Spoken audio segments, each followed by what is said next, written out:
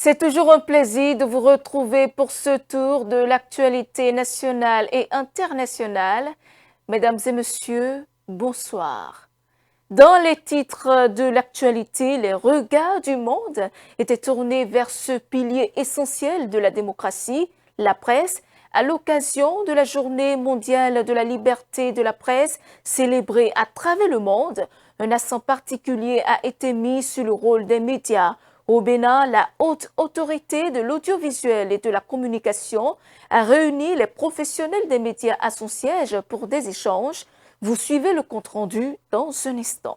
C'est l'une des personnalités ayant dirigé le Bénin, Nicéphore Soglo, a salué dans une déclaration la décision du président Patrice Talon de ne pas briguer un troisième mandat.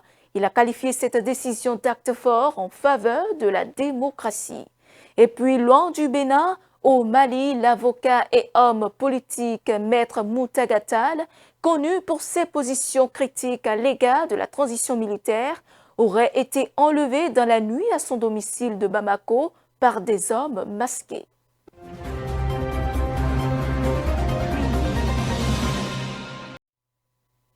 C'est une date hautement symbolique pour les professionnels des médias.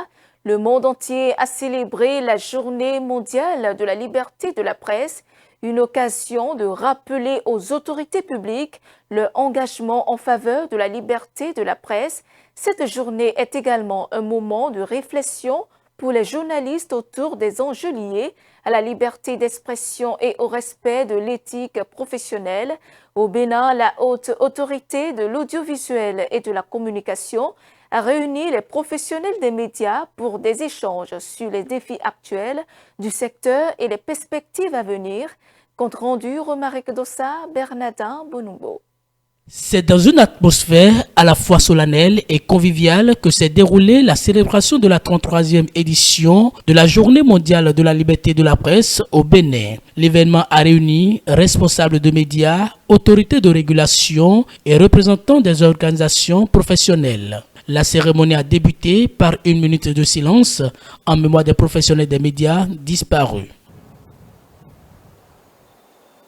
Prenant la parole, le président de la RAC, Edouard Loko, a salué la résilience des acteurs des médias face aux défis du secteur. Il a insisté sur la nécessité de concilier liberté d'expression et responsabilité professionnelle. Ce n'est pas pour vous flatter, mais je me dis que 10 ans après, nous sommes presque tous là encore. Ça n'a pas été facile, hein? On n'a pas navigué le vent dans le dos. Ça n'a pas été facile. Non, je le sais. Et vous avez tenu. Et vous allez tenir encore. Nous allons tenir encore. Nous allons nous aider à tenir encore.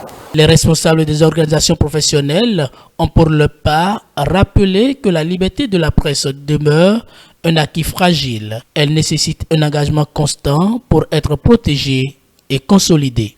Le droit de parler librement, de toute sécurité comme la liberté d'expression, nous sommes un droit fondamental, mais ce n'est pas un acquis partout dans le monde. Comment alors façonner un avenir en paix? Il faut alors partir du renforcement de l'écosystème d'information avec l'alignement du journalisme, de la technologie et des droits humains pour contrer la désinformation.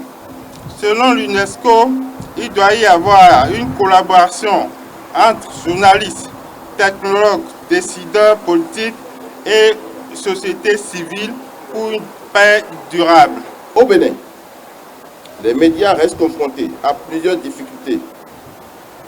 Face à cette situation, le CNPA Bénin a privilégié le dialogue et la concertation à travers l'organisation de la table ronde des médias, l'atelier de validation des recommandations, les rencontres entre acteurs du secteur ainsi que les échanges réguliers avec la RAC afin de rechercher des solutions consensuelles aux difficultés du secteur.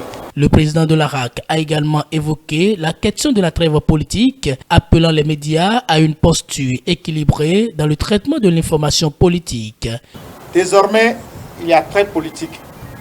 Et vous savez très bien que la RAC ne laissera pas les médias se substituer aux politiques. Non. Ce n'est pas le rôle des médias de remplacer les politiques pour créer la polémique politique. La politique a été pour une bonne part notre fonds de commerce. Ce fonds de commerce qu'on veut geler, comment nous allons faire? C'est une réflexion que nous devons mener ensemble.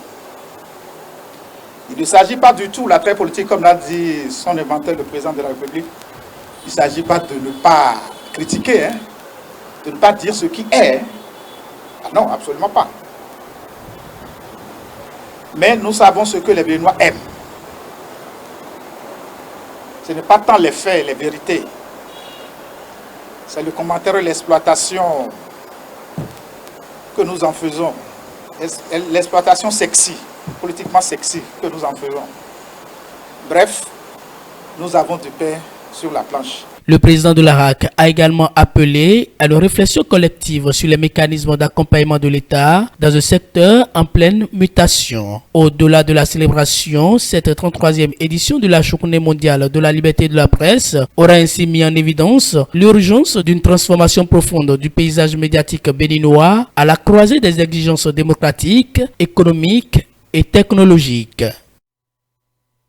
Dans un autre registre au Bénin, l'ancien chef de l'État, Nicéphore Soglo, a salué le 1er mai la décision du président Patrice Talon de ne pas se présenter pour un 3e mandat.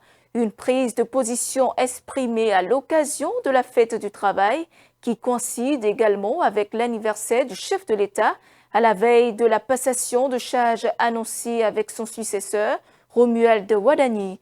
Nicéphore Soglo a salué un acte qu'il qualifie de fort, extrait de ses propos.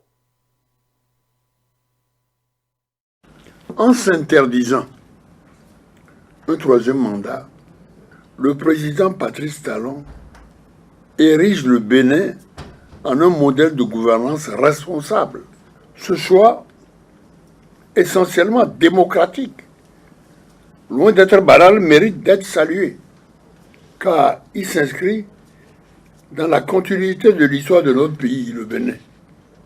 En s'interdisant de briguer un 3e mandat, dans un contexte politique africain où la question du pouvoir divise de nombreux pays du continent, ce renoncement démontre une vision claire, celle d'un dirigeant conscient que le pouvoir n'a qu'un service et non un privilège perpétuel au gré d'ambition personnelle. L'élégance de la décision du président Patrice Talon laisse une indéniable trace dans l'histoire, celle du respect de la parole donnée.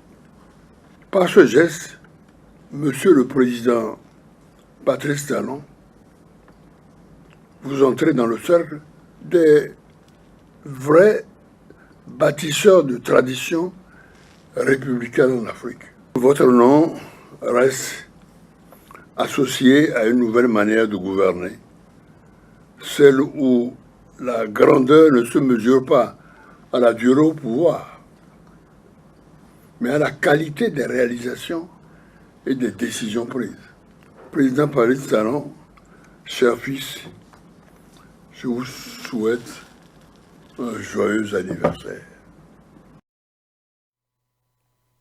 Autre volet de l'actualité au Bénin, le paysage artistique est en deuil après le décès de Richmi Tota survenu le dimanche 3 mai des suites d'une maladie, figure emblématique du monde culturel. Sa disparition a suscité une vive émotion au sein de la communauté artistique. Retour sur son parcours dans cet élément.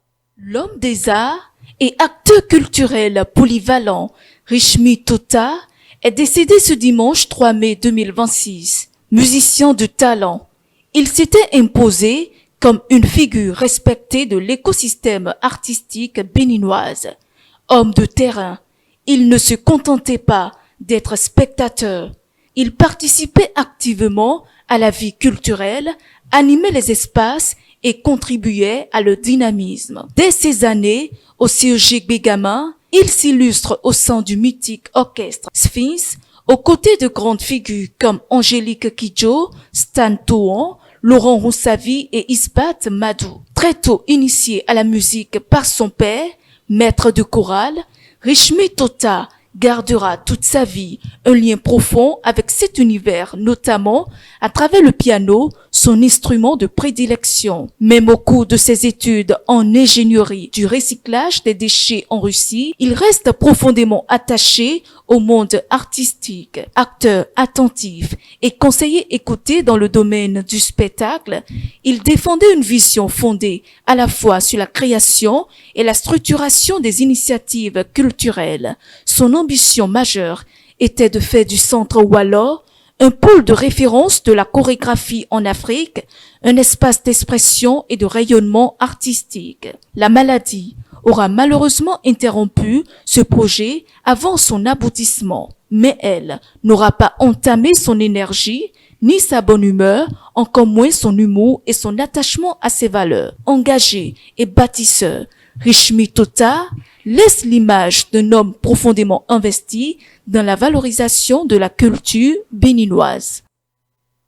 En interactualité, au Mali, la capitale Bamako reste soumise à un blocus partiel imposé par des groupes djihadistes depuis le 28 avril. Dans la nuit du samedi 2 au dimanche 3 mai, Maître Moutaga Tall, avocat et figure engagée pour la démocratie, a été enlevé à son domicile de Bamako par des hommes armés, selon un mode opératoire attribué à la sécurité d'État.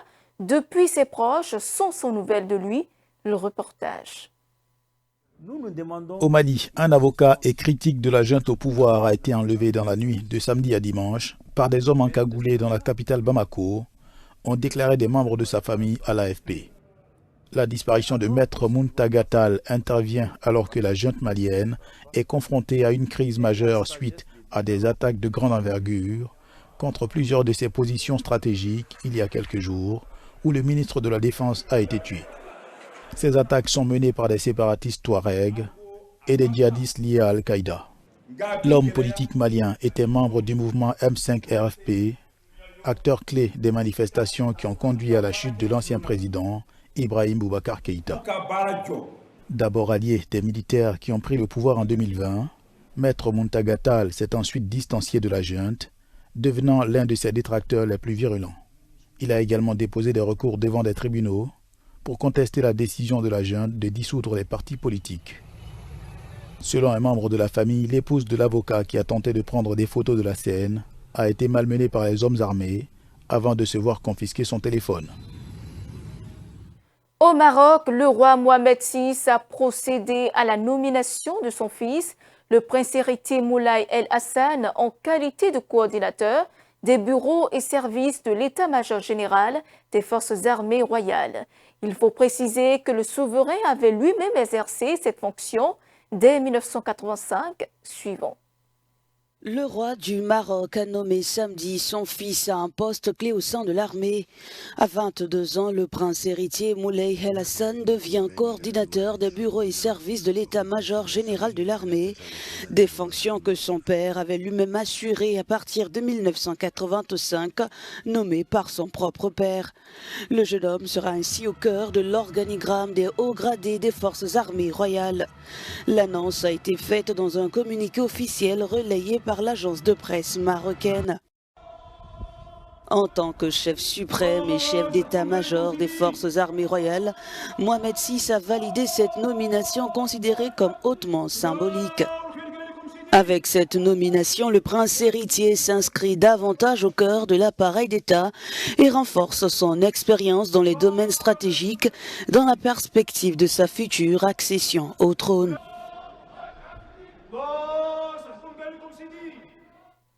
Aux États-Unis, Donald Trump a annoncé ce dimanche une opération destinée à permettre dès ce lundi le déblocage de navires immobilisés depuis 2 mois dans le Golfe à la suite de la fermeture du détroit d'Ormuz par l'Iran.